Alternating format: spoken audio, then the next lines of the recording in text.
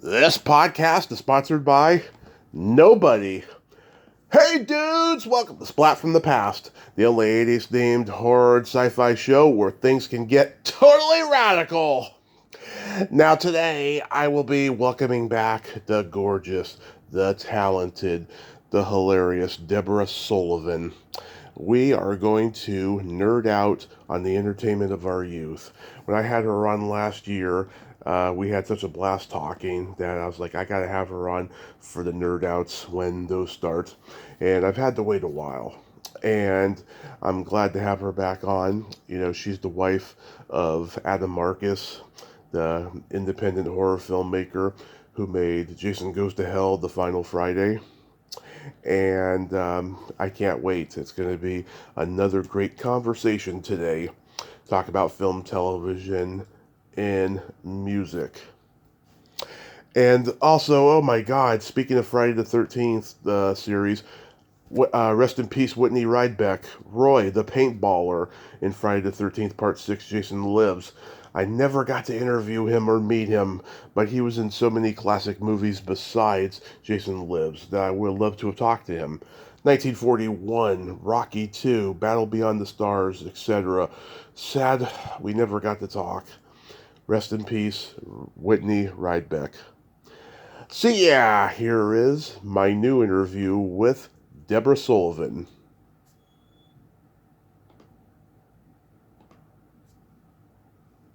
Hey, Deborah, welcome back. How's the Cackle Queen doing? Still cackling. Yeah. How are you? I am getting over a very bad sickness, and I just took a COVID test, so fingers and toes crossed on that. That's going around. I know several people who have it, including President Biden. So, yeah, Of course. it's not going well for COVID stuff. No, not this round at least. So, going back in time, do you remember the first movie that impacted you as a child? Oh gosh, did you ask me this question before? Yes, I do. The first movie that I saw when I was a child was a Debbie Reynolds musical called The Unsinkable Molly Brown. Yes, I remember that. You told me that's what made you want to be an actor. It is what made me want to be an actor. But there were a lot of movies. My mother was a single mom, and so it was very easy for her to just sort of drop me off at the movies for the day. Mm-hmm. And so I just immersed myself in that world, and I knew this is what I want to do. I want to act. I want to tell stories. I want to be up there on the screen. So I have always loved movies. Yeah. Oh my God. I was impacted by Back to the Future the first time I saw it. My parents used to let me look at their yearbooks, and I always had that fantasy of going back in time and seeing them in high school and finding out why they're so fucked up and I'm so fucked up. Well, I think that's everyone. I think everybody's family has all kinds of stuff, and we think we're the only ones, but you soon realize that, for the most part, very few people come from wonderfully happy, stable homes. Yeah, I think that's why the movie is so popular and why so many people can relate to it, you know? Yeah. Everybody comes from whatever their own set of circumstances are. I think I know maybe 3 people whose parents stayed together the whole time, and they had a happy childhood, and things were great. But I think 99.9% of the world has all kinds of traumas from their childhood, and fiction is a way for us all to escape, whether it's reading a book or watching a television show or a movie or a play. it is just a way for people to escape. I mean, I saw something the other day about, or listened to something the other day about how during the Depression, people went to the movies constantly. Oh, yeah. It was just a way for them to get away from their lives and the horrible things that were going on in the world. Yeah, it was before streaming, because during the pandemic, everybody was streaming. Yes, unfortunately. Yeah. Which has really sort of taken its toll on our industry. And that's one of the reasons we were on strike. Yep.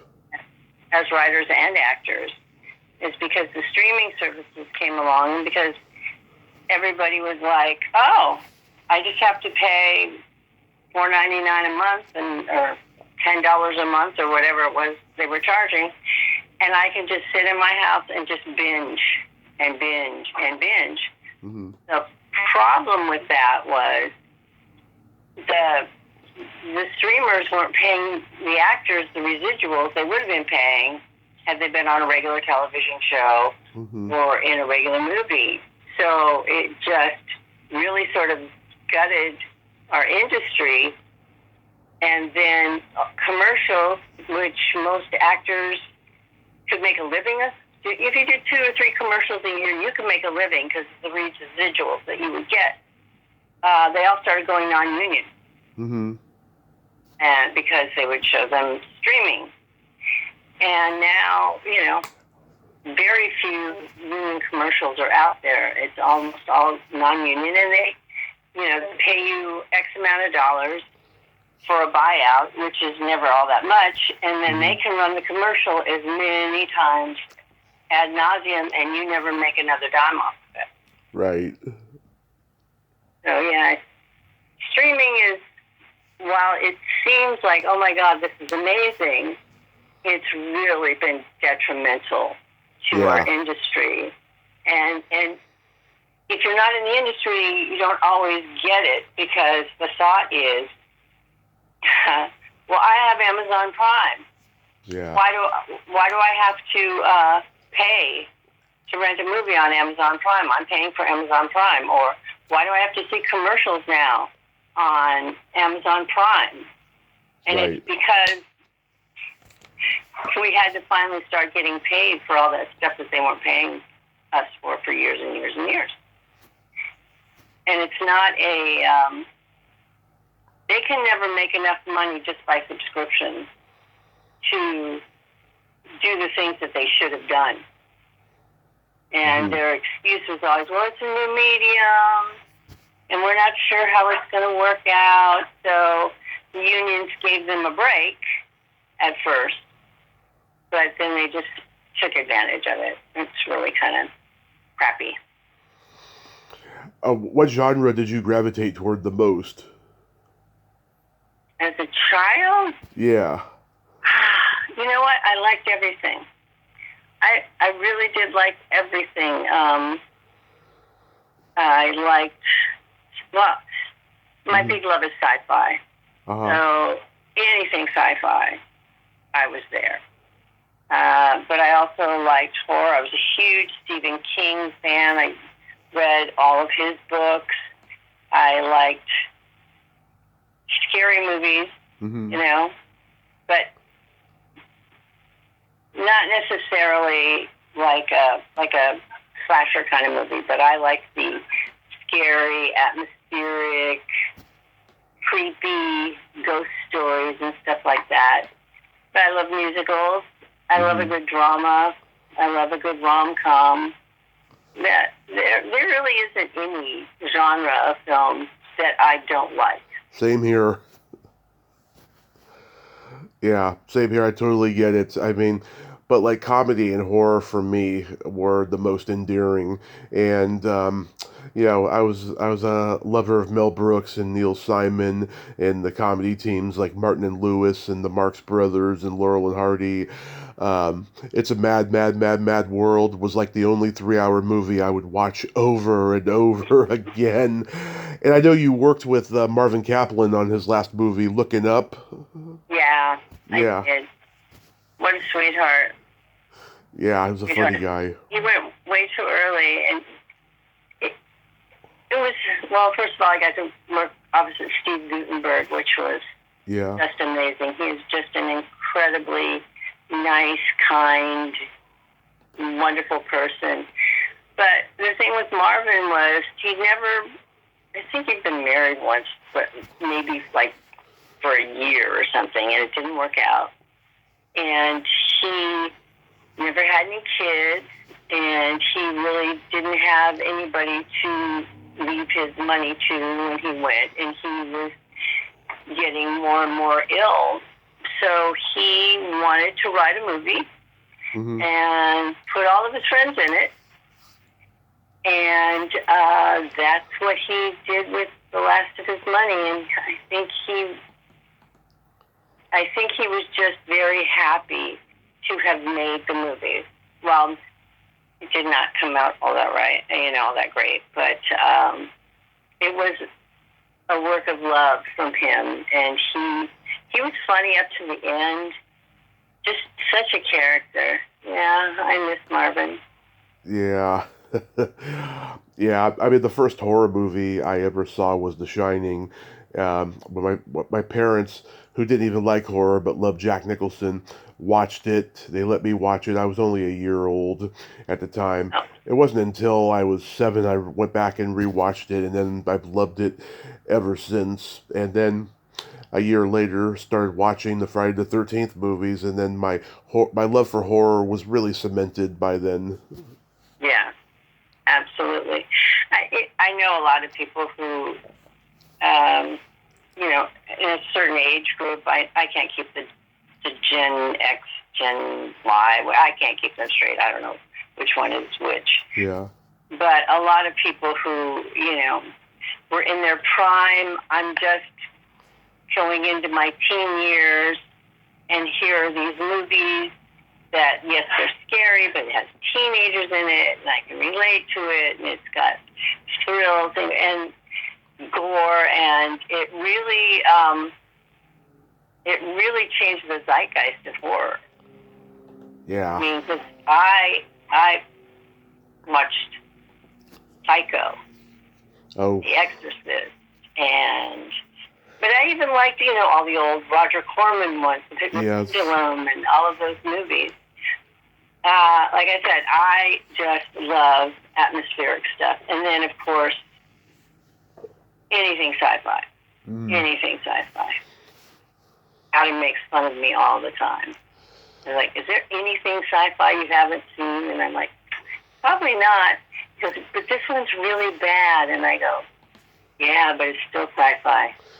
What are your top 3 favorite sci-fi movies? Oh gosh. Well, I was really affected by the original Planet of the Apes. Yes. If you watch it now, it's obviously very dated and stuff. I loved Battlestar Galactica. Anything Star Trek. Anything Star Trek. And I love all the Star Wars movies, too. I really liked, but what the hell is the name of The Expanse? I thought The Expanse was great. Recently, Silo. I really enjoyed. I love Galaxy Quest. Yeah. And mix your comedy with your sci-fi. Yeah, there's very few sci-fi things that just don't click with me. I had trouble with The Foundation. Okay. I found it moved a little too slow for me. But I know people who just love it. But I guess if you had to ask me, all of my it would be anything Star Trek. Anything Star Trek. From the original all the way to, I am loving Strange New Worlds. Oh, I haven't seen it yet. Yeah. My favorite sci-fi movie is Blade Runner. Yep. Blade Runner is a great movie. Great movie. Such a classic. It is just timeless. It holds up. I heard you say on another podcast you love John Carpenter movies. Oh yeah, I'm a huge John Carpenter fan, and I love that he can play in all different genres. Mm-hmm. You know, so yes, Halloween is great. So is Starman. Yeah, love Starman. Yeah. The Thing, I'm a huge fan of The Thing. I am a huge Big Trouble in Little China fan. Yeah. I can watch that movie over and over and over again. I think he and Kurt Russell, their collaborations are really, just really great. You know, it took me years to get into The Thing, and then about 7 years ago, I finally got into it. I was like, God, this really is an underrated masterpiece, like everyone says it is. I don't know. It took me a long time to get into it. I guess getting older and maturing more, probably it's one of those movies that's not for everybody at first. Well, I think John suffers from what a lot of filmmakers suffer from, which is when the movie first comes out, whether it's critics being assholes or bad timing, like it goes up against something that is a juggernaut, and things kind of get lost. And then, like 10 years down the road, or even 20 years down the road, people revisit it and they're like, oh my God, how did I not love this when I first saw it? Now, for me, I loved it when I first saw it. I thought it was clever. Well, we loved it so much, we obviously put an homage in Secret Santa Yeah. to it. Because one of the things that has always cracked me up is when they're all tied on the couch. Mm-hmm. And they find out who the thing is, and Donald Moffat freaks out about, I'd rather not spend the rest of the winter tied to this fucking couch. Can you let me out? It makes me laugh every time. And that's the other thing. Good sci-fi, good horror, even a good drama. If it doesn't have a sense of humor, if it doesn't have something to lighten it every once in a while, and I think that's where filmmakers can sometimes get in trouble. Yeah. When I was growing up, Carpenter and Romero, they were my two horror guys because they both hired the best actors and some who eventually became, names for their movies, and the way that they mixed social commentary and satire and just made horror so clever. I really loved both of their styles, Yeah. And horror and sci-fi, they can give you your medicine with a spoonful of sugar. Mm-hmm. So they can comment on social issues, but put it in a vernacular that people aren't going to feel like they're being hit over the head. I mean, I don't know if you ever watched the original Star Trek, the OG. Yeah, but the original Star Trek I love. Yeah, I mean, Shatter aside, because he's not the best actor in the world, but no. but a wonderful personality.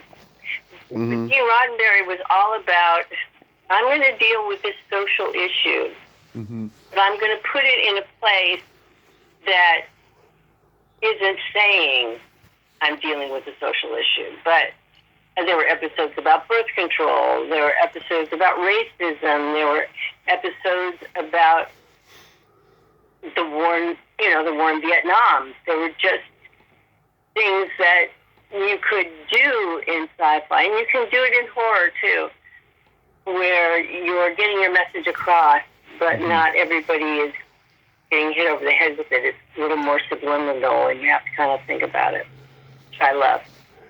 Oh yeah, well, there's clever writing, of course, on Star Trek with Gene Roddenberry. Yeah. Yep. And I think, I thought Discovery is all of the Star Trek sort of take that concept that he has, because he had, this utopian concept of the world can be a place where we can all work together, where we can all get along, where we can, you can have a Russian and a black woman and an alien and, some Southern guy all work together, and it wasn't a thing. Right. And especially when it originally came out, and that was like a big thing. Like integrating schools and stuff like that was still a very, very touchy subject. So this sort of made that okay. And I think that's the other thing that filmmakers do, is they can sometimes make an issue so compelling and relatable that it can actually change people's minds. I think horror does that a lot with the gay community and inclusion. And, so the kind of movies that highlight something but keep it in an entertaining way where you can go, maybe that would be okay. There was a movie many, many, many years ago that I think really had an effect on ending the Vietnam War. Which one? I can't remember what the name of it was, but... It was Sci-Fi? No. It was a drama. It might have even been a TV movie many, many years ago. But it was about a family dealing with their child coming home from Vietnam and dealing with post-traumatic stress and, other families having to see their sons come home in body bags.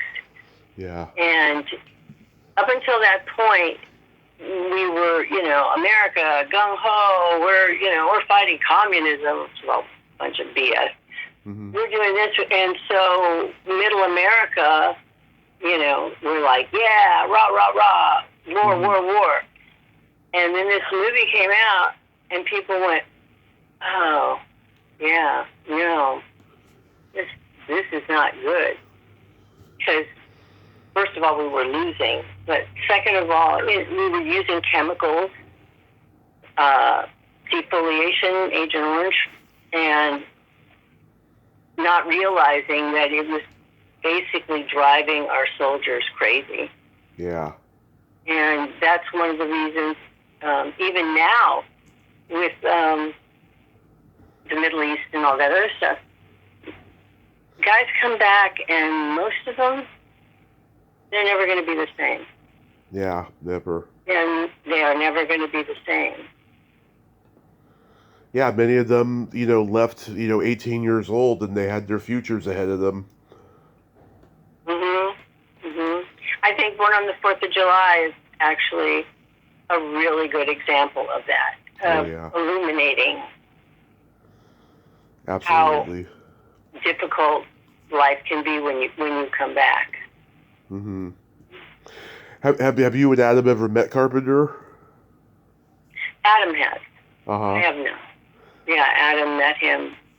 I think he might have met him a couple of times. I know he met him at one of Greg Nicotero's bachelor party. Yeah. Oh. Yeah, I've heard from people he's kind of a curmudgeon. Well, yeah, I don't know. I think you get to a certain age, I think, and you just kind of maybe get a little tired. Yeah. And you've been praised. You've had those high highs, and then you've had those horrible lows. Yeah. Where you put out a piece of work, and you put your heart and your soul and everything into it, and either people don't get it, or you're ahead of your time, or whatever, and it can just be soul-crushing. And, John is not a young man anymore. He's not, in his 20s, bouncing back going, well, screw them, I know what I'm doing. Uh-huh. So I think all of that probably pays its toll on him. I don't know that for sure. That would just be my guess. That's quite possibly. He has nothing to be ashamed of, though. He's done some great work, in his career. I absolutely agree. And even his misses are still entertaining and well thought out. And, I'm a huge John Carpenter fan. I am too. Do you remember your first drive-in experience? Yes, you're just always asking me to date myself. Yes, well, first of all, I was not allowed to go to the drive-in. Uh-huh. Because, I had a boyfriend, and my boyfriend couldn't take me to the drive-in because that would be scandalous in my family. But, of course, I was like, I don't think so. So my boyfriend and I would find a movie, the same movie that was playing at a drive-in that was playing at a walk-in. Okay. And then we would say that was the theater we were going to. And then we go to the drive-in and, watch the movie there, which, of course, I have to say, I don't know that I have ever seen Butch Cassidy and the Sundance Kid all the way through because we were busy and not watching the movie. So, yeah, I think it's probably Butch Cassidy. But I take that back because we had a drive-in near us at my dad's house, and my first James Bond films, we saw a double feature of From Russia with Love and Dr. No. Yeah. And then when I was even littler, I remember my mom, she was a single mom, and if she wanted to go see a movie, she'd just pack my brother and I in the back seat and go by herself. So I'm sure I saw horribly inappropriate movies for my age at that time. But I always loved the drive-in. I always liked that they had intermission, and the one by us had like a whole playground area in front of it and a snack bar. I just loved the whole thing. The sound quality, however, always sucked. Oh, yeah. Always sucked. My dad was a teenager in the 70s. He would go see the same movie 3 times because the first 2 times he was getting busy with the girl that he was with. And then the 3rd time he'd see the movie, he's like, oh, this is going to be a masterpiece. This is going to be a classic someday, whether it's Animal House or Rocky or something like that. Mm-hmm. Yeah. And then him and my mom started taking me to drive-in when I was 2, and then they stopped taking me for a while because I was either falling asleep in the back seat or getting out of the car and knocking on windshields. They took me to see Weird Science and Rambo 2 the first time. They took you to what? Weird Science and Rambo 2. Ah, well, there's a double bill. Wow. Yeah, it's the summer of 19... Movies have nothing to do with each other. Nope, they came out in the summer of 85. Yeah, that's funny, man. Yeah, it's amazing when I look back on it because I remember it a little bit. So getting into television, did you watch like sitcoms? I do watch sitcoms. There's one that I'm watching right now, but I was a huge Friends fan. I loved Big Bang Theory. Yep. I'm trying to think. Yeah, a good sitcom is just amazing. Years ago, when I first started writing, I started studying with Neil Simon's brother Danny. Mm-hmm. And he taught a sitcom writing class. And it was really interesting because every genre has its own set of rules. Yeah. But through that class, I learned how to craft a punchline, how to do clever double entendres and stuff like that. So I love a good sitcom. Yeah, I think the world The world needs to laugh some more right now, We and do. I think if there was something that hit the zeitgeist like Friends did when it first came out, I think people would just be jumping all over it. I totally agree. I grew up on all the Norman Lear and Gary Marshall stuff and Three's Company, and I watched all the stuff that my parents had grown up with. I Dream of Jeannie, Gilligan's Island, The Munsters, The Addams Family, Batman, The Monkees. I had a huge crush on Davy Jones. Um, as did a lot of people. Everybody, yeah. And I watched I was those. always a Mickey Dolenz fan, but Mickey Dolenz fan, yeah, he's still with us and he's still kicking, and he is.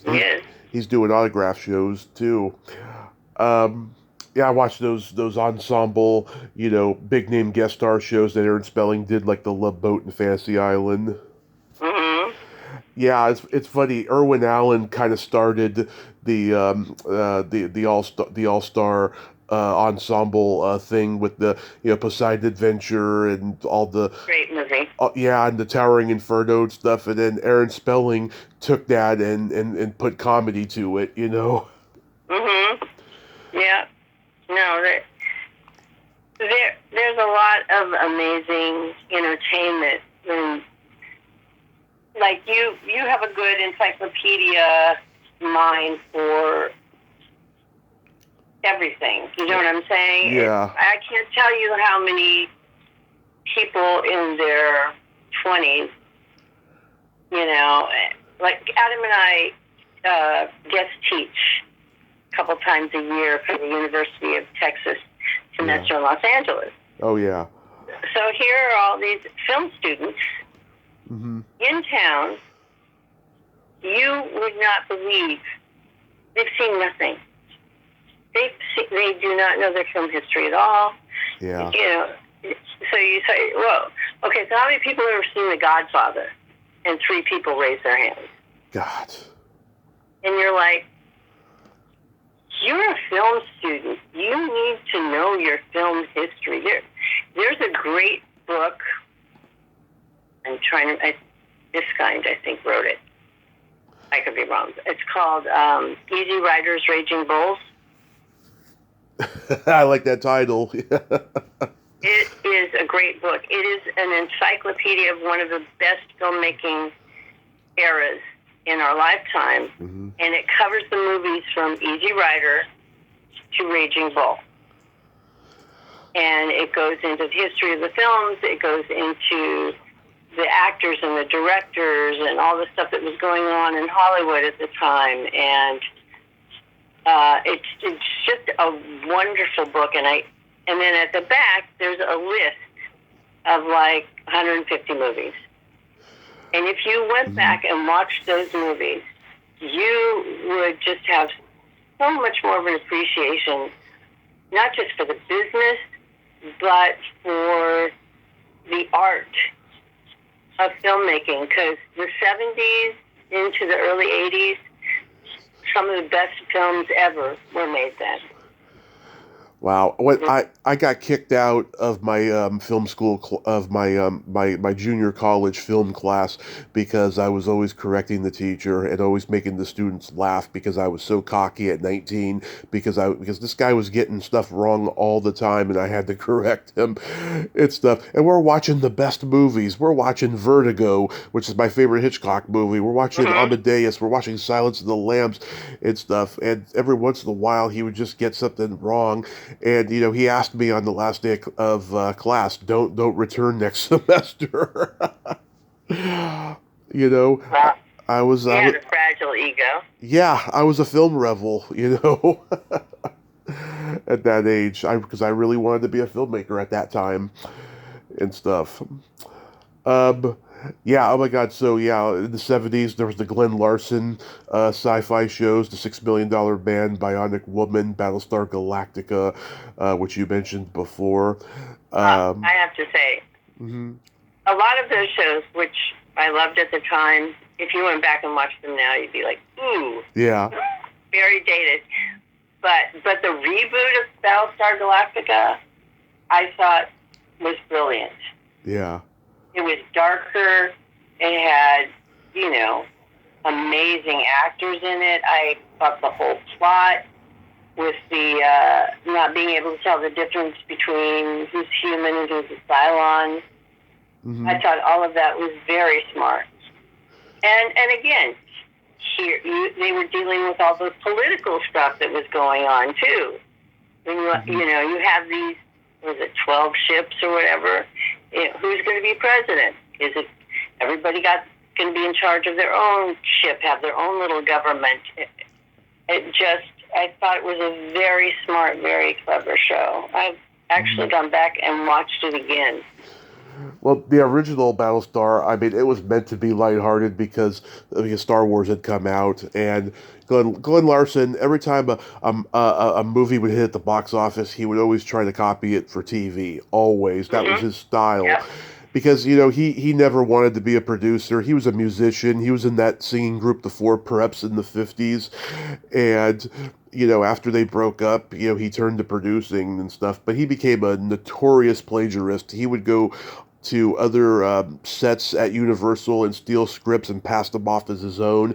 And James Garner confronted him on it because he stole a Rockford Files script a few times. Wow.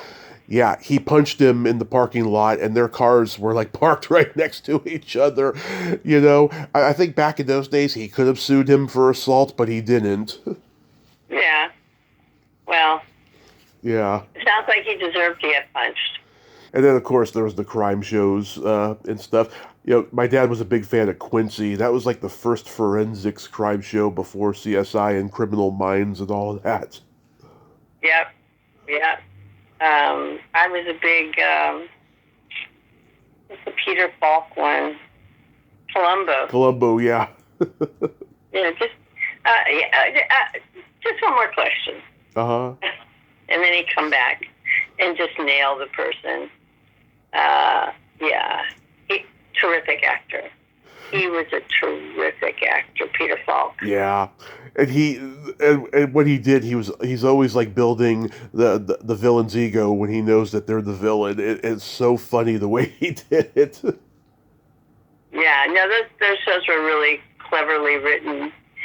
Have you ever seen The In-Laws, the original one? Of course, that's a great comedy. I love it.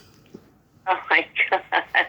The two of him and Alan Arkin together were brilliant. Alan Arkin was also one of my favorite actors. I went to see Wait Until Dark. Uh-huh. In the theater, and I went with my girlfriend, and it was going to be. It was really more of a thriller than anything. But that last moment, I jumped so far out of my seat that I literally landed in the guy's next to me on his lap. Mm-hmm.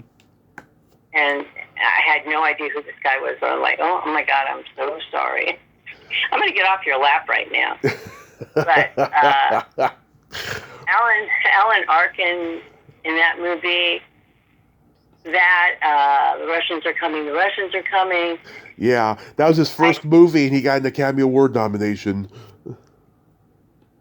Yeah, he's one that I will miss, and even in his later acting years, I loved him in Argo. Oh yeah. He was loved by everybody. He influenced so many people. That's why he was always able to work, Yeah. Because he was being directed or worked with, people that grew up idolizing him, and he loved Audrey Hepburn, and he hated doing that horrible stuff to her on screen. It's a great movie, though. That is a great movie. Which I think was a play first. Yeah, I think it was a play. Yeah, or maybe even a book. Yeah.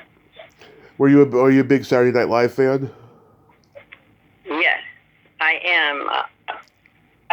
However, excuse me, there are years that I didn't watch it. So there's the original And then I watched, the Dana Carvey, that whole era. Mm-hmm. And then after that, there's like a big gap that I didn't watch. And then I came back to it probably around the Will Ferrell, Amy Poehler, that whole era. And I've been watching ever since. To me, that was the last great era, was the Amy Poehler, Tina Fey era. I have not been into it for a long, long time, and just the writing, I think, has gotten too soft, ever since we've gone through what we've gone through in this country. But people ask me all the time, what was my favorite era? The original, because even though not every sketch was funny and it worked, they were doing something for the first time, and it was so subversive, so punk rock, so bold in the post-Vietnam era that the country needed it at that time. Oh, yeah, it was really groundbreaking. Lorne Michaels knew what he was doing when he put that group together. And look, they had their crap. Mm-hmm. John Belushi did not want to work with the women, and yeah, he had his demons. There's great books about the original, and what all the people were dealing with, and who was a complete prick and yeah, a sweetheart. And I never knew, but Jane Curtin was married at the time that they were doing the show. Yeah. So when everybody would go out and get messed up afterwards and drinking and drugs and stuff, she'd be like, "No, I'm going home to my husband." Yeah. And she would just drive home. And I never knew that till I read the book. Yep. Yeah, she didn't like Belushi or Chevy. No, and I don't blame her, because I don't think that the guys were very nice to the girls.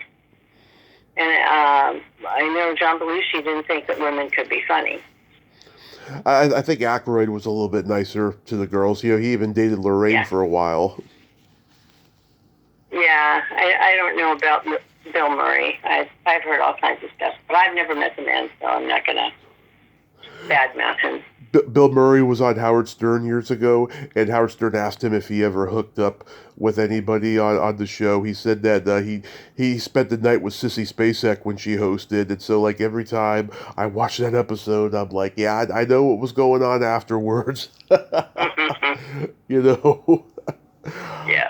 Which is hilarious.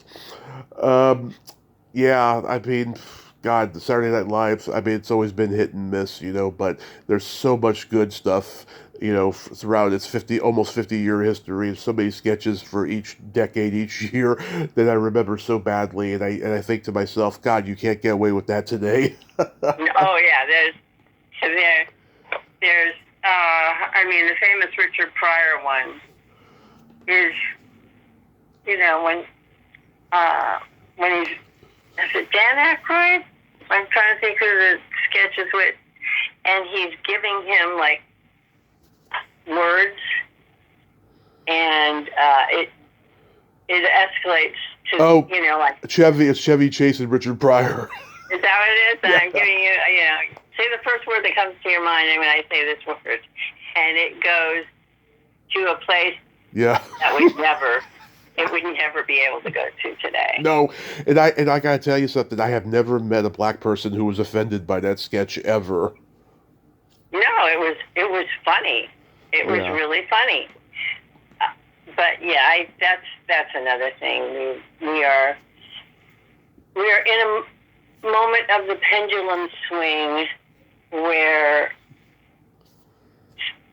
so many things that you grew up on, Adam grew up on, I grew up on, could never be made. I mean, most John Hughes movies, they're pretty much trying to cancel.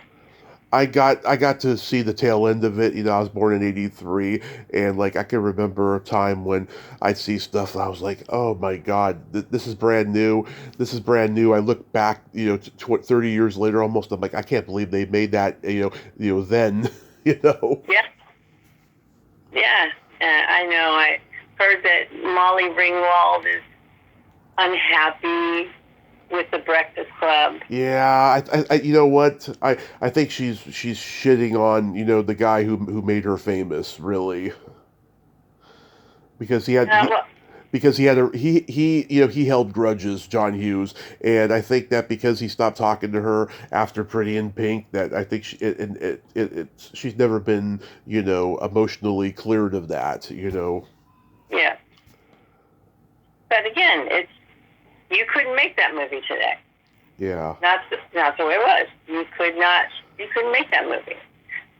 So that's the other needle that we have to sort of thread as filmmakers about what's acceptable now, what isn't acceptable now that was acceptable before, and it really hurts comedy more than anything. Right. Yeah, let's see, music. Do you remember the first album you ever bought with your own money?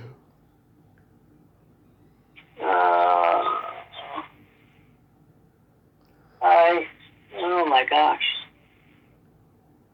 I want to say Carly Simon's first album. Ooh, that's a good one. But maybe John Denver's first album. Ooh, love it. Poems and Prayers and Promises, I think. Yeah. I don't know. Is that with the orchestrated version of Leaving on Jet Planes on that album, I think? Well, he wrote the song, and he sings a version of it. Yeah. Well, he has two. My favorite will always be the Peter, Paul, and Mary version. He recorded two versions of it on his first album. He has like an orchestrated version, and then he re-recorded it for his greatest hits and made it sound more 1974. Like it's got no orchestra and just clear sounding guitars and drums and stuff, and it's really good. Yeah, it is. It's a great song. He was a great songwriter. He was. When he died, I couldn't believe it. And I listened to his audiobook of his memoir and stuff. I expected it to be a lot more shocking than it was, but it sounded like, he counted his blessings. He had a good run for a while, and then he had to accept, that, it was only temporary. Yeah. I was an MTV kid, so like I loved like Phil Collins. I had I remember getting birthday money and getting Phil Collins' No Jacket Required and Poison's Look What the Cat Dragged In. I was very eclectic, and my parents collected vinyl records that they had from their childhood and stuff. They had the Beatles, the Stones, Fleetwood Mac, Rod Stewart. Oh, they loved Rod Stewart. They had Johnny Cash live at Folsom Prison, and I thought that he was like a prisoner performing at the time. And I've met other people who thought so too, and vinyl is just so magical. There's nothing like that stinky, musky smell of vinyl. It's intoxicating. Yeah. I think I still probably have all my original vinyl. I just got a thing flash across my phone. I guess Bob Newhart just died. Oh, God. Well, I'm not surprised. I mean, he was, 95 or something? 94. 94. Oh, God. Yeah, he was looking really bad the last few years. Yeah. But still so funny. Yeah. So funny. When he did his first, comedy album, he had only been doing comedy a year, and he was that good. Well, he found his voice, and nobody was like him. Yeah. And even his comedy albums and stuff, but also, sorry, I've got something stuck in my throat. I loved both Newhart and the Bob Newhart Show. I thought his shows were great. He was just so dry. Yeah. It was so great. He had a variety show in the early 60s called The Bob Newhart Show. It only lasted 6 episodes. Literally nobody can remember it because it was that bad. It just came and went. Was he on Laughing a lot? I'm sure he was. I'm sure he would make appearances on shows like that, and probably Glenn Campbell and all the guys who had variety shows back then. Do you remember your first concert? On Denver. It was John Denver, so you're a huge John Denver fan. Yeah, I was. I was a huge John Denver fan. I was at the Greek. Well, you're not from LA, but I know the Greek Theater. yeah, the Greek, which is really nice because it's outdoors, similar to the Bowl, but it's a much smaller venue. Mm-hmm. So it's kind of nestled in Griffith Park, and it's just a much more intimate setting. Whereas I love the Bowl, but I mean, you're in the nosebleed section. There's little ants on stage. Thank God they have giant jumbo screens. Yeah. But just went and saw Janet Jackson in concert, and that girl is still kicking it. Yeah. She's in her 50s, and she is out there dancing her heart out and singing.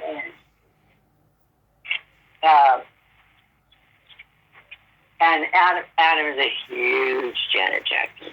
He is just gaga over her. He had the best time. I'll let you in on a little secret. My first makeout song was "Love Will Never Do Without You." Well, that's a good song. I was 12. Yeah. Huh? I love that song. It still gives me chills every time I hear it. Yeah, music has a way of probably more than just about anything else of mentally transporting you in time. Mm-hmm. You can listen to a song and suddenly you're back in high school. Oh, I mean, I was, they played that at our prom or whatever. And it's your whole body reacts to it. It is almost as if, like a deja vu. It's like you physically go back in time.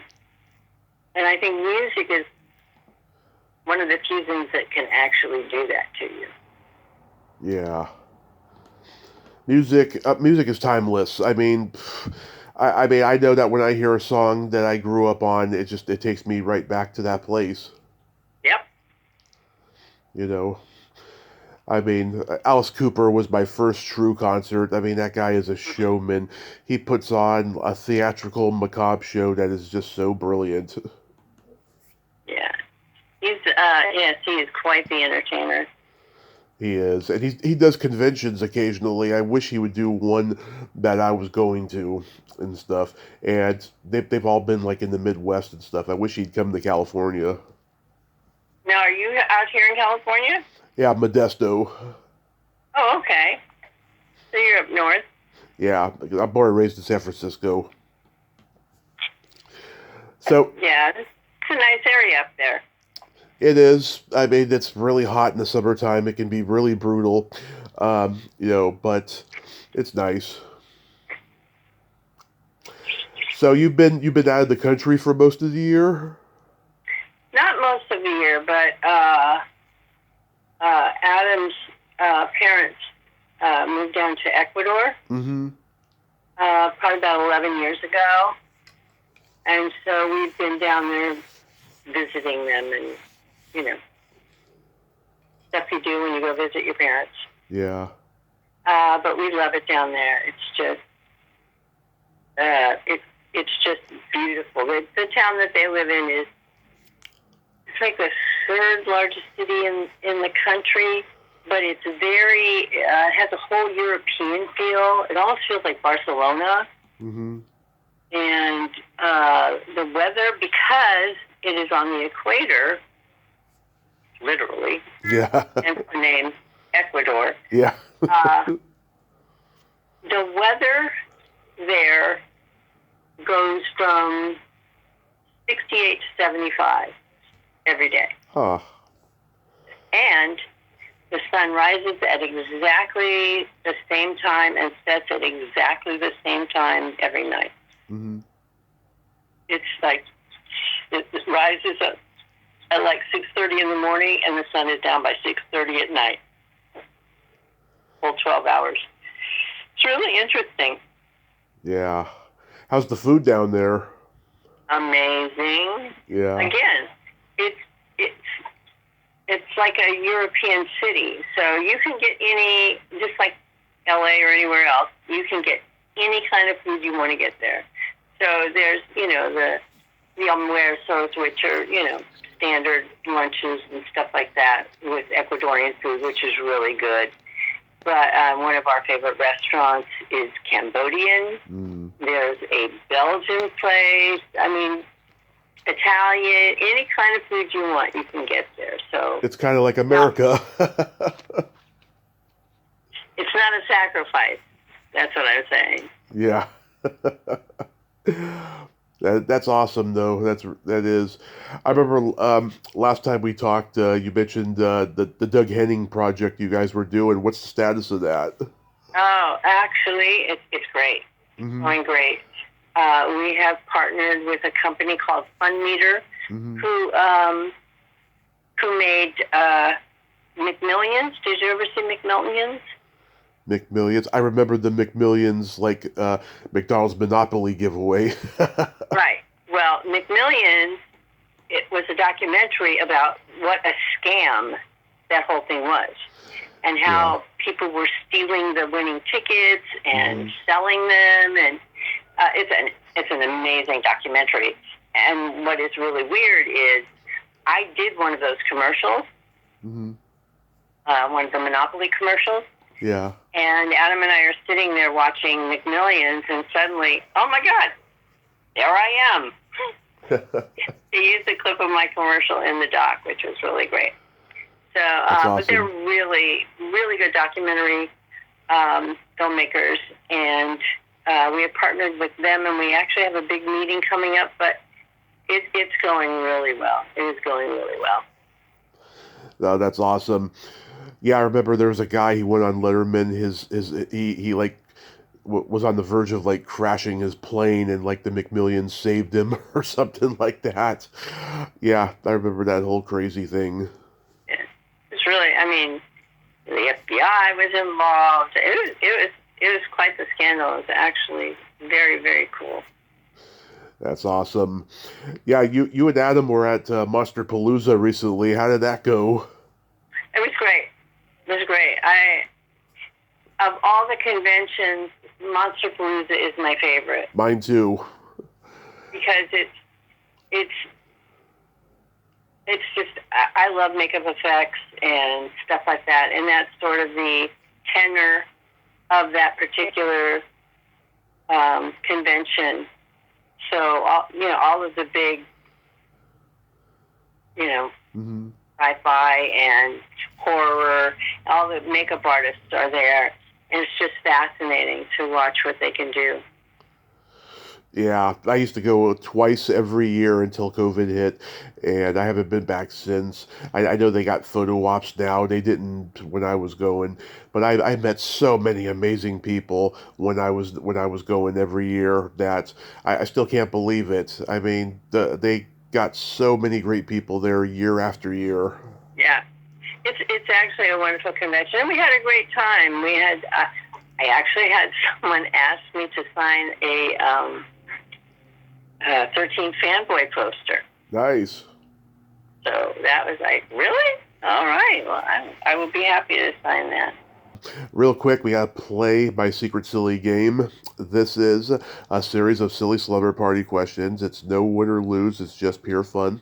And how the game works, Deborah, is I ask you the question, you answer it. Then you ask me the exact same question, and I answer it. And feel free to comment on the answers, because they might be funny. Okay. Deborah, are you ticklish? Yes. Are you ticklish? Yes, but if you tickle me without warning, I might hit you in the groin. I get that. Yeah, you don't want to sneak up behind me and tickle me, because you will get punched. Yeah. I have a tendency to throw elbows. Is your belly button an innie or an outie? My belly button is an innie. And yours? It is also an innie. What color are your toenails painted? I have no toenail paint on at all. And you? Right now they're clear coated. Well, there you go. Yes. What would you say is your best personality trait? My laugh. Yours? Yes. Yes. I'm a Gemini, so I have empathy and no filter. Yeah, that's a great combination. Yes. If you could have anything named after you, what would it be? Oh, geez. I don't know. Maybe something like an animal shelter, something like that. Yeah. That's a good one. And you? A vibrator. Oh, okay. There you the, go. the Tommy Chatsy. There you go. Yeah. All right. Well, I'll look for that. Yes. And then my favorite question is there a stinky smell that just makes you gag? So many. But I cannot stand bell peppers of any kind. Mm-hmm. And even if I smell a bell pepper, I'm like, I do not like. Doesn't matter whether they're red, green, yellow. It does not matter. That and cilantro. Yeah, I hate all of that too. And you? Either farts or feet. Yeah, I'm not a big feet person either. Yeah, a lot of people aren't. And I have a joke for you. Okay. Because I want to hear the cackle. Oh, God. Okay, what kind of meat does a priest eat on Friday? I don't know what. None. Oh, I don't know if I can give you a cackle for that. That's just bad. Hey, you can't blame a guy for trying. Exactly. Yeah. Whoa. Okay. I am smiling. So there you go. Oh, thank you. Deborah, thank you for nerding out with me today. I hope you and Adam have a blast in your travels and that the new projects come out great. I'll be looking for them. And be safe out there and take pictures. Okay. I will. You take care. Okay, you too. Bye-bye. Bye-bye. Well, there you have it. Debra Sullivan, ain't she a sweetheart? Oh my God. I love her so much. She is so funny and so delightful and insightful. She's so smart, isn't she? I just love smart women. And it's sad. It's sad. She mentioned, halfway through there that Bob Newhart passed away. Oh my God. Rest in peace, Bob Newhart, a legend of comedy, one of the all-time greats. Oh my God, that is awful. And I knew it was coming too. I knew it was coming. Well, until next time, this is Tommy Throwback Kovac saying there's no shame in living in the past because the present sucks. Later, dudes!